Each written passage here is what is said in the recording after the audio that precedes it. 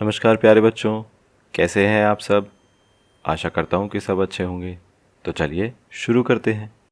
आज हम करने वाले हैं वर्कशीट नंबर 174। ये हमारी इंग्लिश की वर्कशीट होगी 20 फरवरी 2021 की। इधर बच्चे अपने नाम, यहाँ पर अपने टीचर का नाम, और आज हम करने वाले हैं अपनी इंग्लिश की टेक्स्ट बुक मैरी गोल्ड से यूनिट 8 पे एक जो स्टोरी है, एक पोएम है, going to buy a book, जो आपको अपनी बुक में पेज नंबर 139 से 142 तक मिल जाएगी। ठीक है, तो आज हम इस स्टोरी को, इस पोएम को नहीं पढ़ेंगे। आज हम पहले वर्कशीट करेंगे, अगले वाली क्लास में हम ये पोएम भी पढ़ेंगे। चलिए इसको शुरू करते हैं। Good morning, students. We all know that books play an essential role in everyone's life. इन वो क्या कह रहा है कि हमें पता है, we all know, कि बुक्स क्या करते हैं, प्ले एन असेंशियल रोल, यानी एक बहुत ही महत्वपूर्ण, असेंशियल मतलब महत्वपूर्ण, रोल यानी भूमिका। ठीक है, तो बहुत ही महत्वपूर्ण भूमिका निभाते हैं इन एवरीवंस लाइफ, यानी हर किसी की जिंदगी में।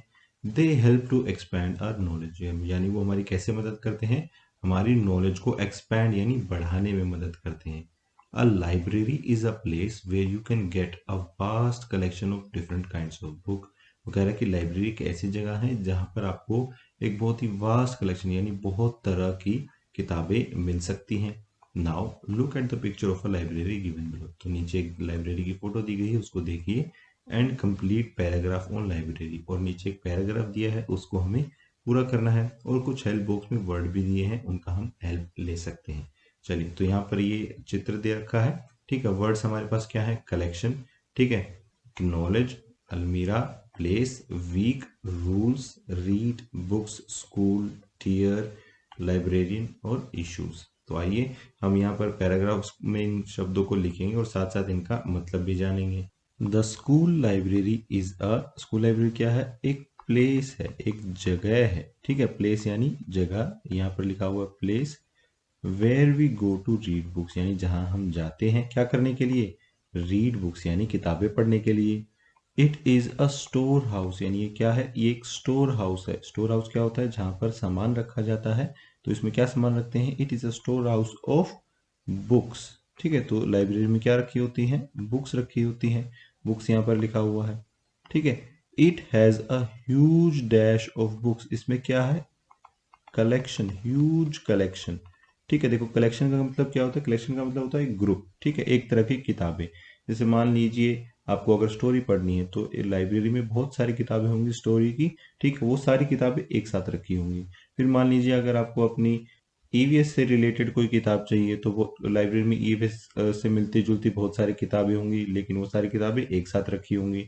तो ये सब क्या होते हैं, ये सब कलेक्शन होते हैं। जैसे स्टोरी बुक्स का एक कलेक्शन हो गया, ठीक है, ईवीएस की बुक्स का कलेक्शन हो गया, मैथ्स की बुक का कलेक्शन हो गया, ठीक है, जो आपके ओलंपियाड के पेपर होते हैं उनकी बुक्स का कलेक्शन हो गया। तो इसमें क्या है, it has a huge collection of books, यानी लाइब्रेरी में बहुत सारे ऐसे कलेक्शन होते हैं बुक्स के, यानी अलग अलग तरह की किताबें होती हैं। A dash is in charge of it, तो इनका इंचार्ज कौन होता है, एक लाइब्रेरियन। ठीक है, लाइब्रेरी का जो इंचार्ज होता है उसको हम लाइब्रेरियन बोलते हैं। ये देखिए यहाँ पर लिखा हुआ लाइब्रेरियन, और कलेक्शन वर्ड यहाँ पर लिखा हुआ था। फिर क्या है आगे, ही और she dash books to us regularly, यानी जो लाइब्रेरियन है वो क्या करता है, वो बुक्स इशू करता है। ठीक है, इशू करने का मतलब क्या होता है, जैसे जब मान लीजिए आपकी क्लासरूम में जो लाइब्रेरी होती है, जब आप वो किताब लेते हैं अपने टीचर से, तो आपका टीचर जो है वो रजिस्टर में आपका नाम लिखता है कि इस बच्चे ने ये किताब ली है इस तारीख को। तो उसको हम क्या बोलते हैं, उसको हम बुक इशू करना बोलते हैं। ठीक है, तो इशू यहाँ पर लिखा हुआ है, ही और शी इशूज, ठीक है, बुक्स टू अस रेगुलरली। तो लाइब्रेरियन क्या करता है, किताबें इशू भी करता है। All the books are neatly arranged in, तो ये सारी किताबें नीटली यानी साफ सुथरे तरीके से अरेंज की जाती हैं, किसमें, अलमीराज में। ठीक है, अलमीराज में रखी होती हैं ये, यहाँ पर लिखा हुआ अलमीराज यानी अलमारी।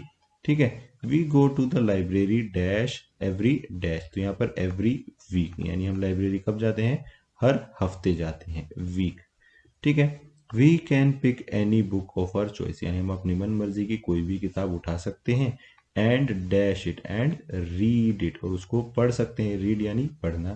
देर are certain dash in the library, library में क्या होते हैं, कुछ रूल्स होते हैं, कुछ कानून होते हैं, that every student must follow, जो हर बच्चे को मानने चाहिए।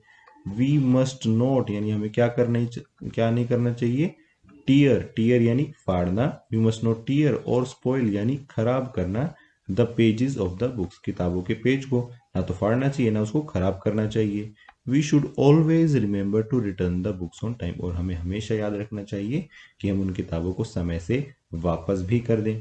ठीक है, तो इस तरीके से आपको ये पैराग्राफ करना था। चलिए आगे देखते हैं। डिड यू नो यानी कि आप जानते हैं, अ बुक मोबाइल और a mobile library is a vehicle design to be used as a library. यानी ये क्या है, बुक मोबाइल या मोबाइल लाइब्रेरी क्या होता है, ये एक व्हीकल होता है, जैसे आपकी गाड़ी होती है, बस होती है, तो इस तरीके का एक व्हीकल होता है।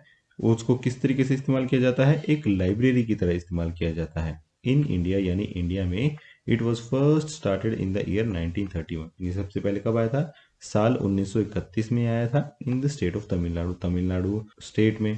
ठीक है, to cater to the needs of the people living in the rural areas, किन के लिए आया था, जो रूरल एरियाज में यानी गांव वाले इलाके में जो रहते थे उन लोगों के लिए आया था। This help to bring the world of books to the villages also, और यानी इससे क्या सहायता मिली कि जो दूर दूर दराज के गांव होते थे वहां पर भी लोगों को किताबें पढ़ने को मिली। ठीक है, फिर क्या है आगे देखते हैं। Remember to treat your books well, यानी हमेशा याद रखना कि आप अपनी किताबों को अच्छे तरीके से रखें। Never fold the corners of the pages, यानी उनके कोनों को फोल्ड नहीं करना है, मोड़ना नहीं है। Dear children, I am sure you must have also set such golden rules with your teacher for your class library, यानी आशा करता हूँ कि आपने भी इसी तरीके के कुछ रूल्स बना रखे होंगे जो आपकी क्लासरूम लाइब्रेरी है।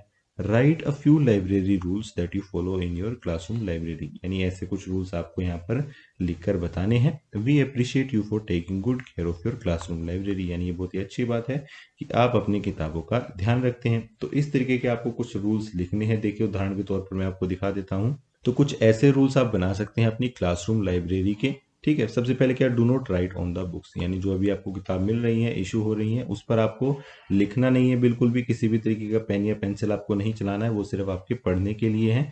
ठीक है, फिर और क्या हो सकता है, डोंट फोल्ड और tear any page of the book, यानी आपको किसी पेज को ना तो फोल्ड करना है या मोड़ना है, या फिर टीयर यानी फाड़ना, तो आप किसी पेज को ना मोड़ेंगे ना फाड़ेंगे। ठीक है, ask the teacher to issue the book before taking it home, यानी बिना टीचर को बताए, बिना बुक इशू कराए आपको किताब घर पर नहीं लेकर जानी है। जब भी किताब आपको पसंद आती है आपको पहले एक बार अपने टीचर को बताना है, आपका टीचर आप उस किताब को इशू कर देगा, फिर आप उसे घर ले जा सकते हैं। ठीक है, return the book on time, यानी जो आप किताब आप लेकर जा रहे हैं उसको समय से वापस भी करना है ताकि बाकी बच्चे भी उस किताब को पढ़ सकें।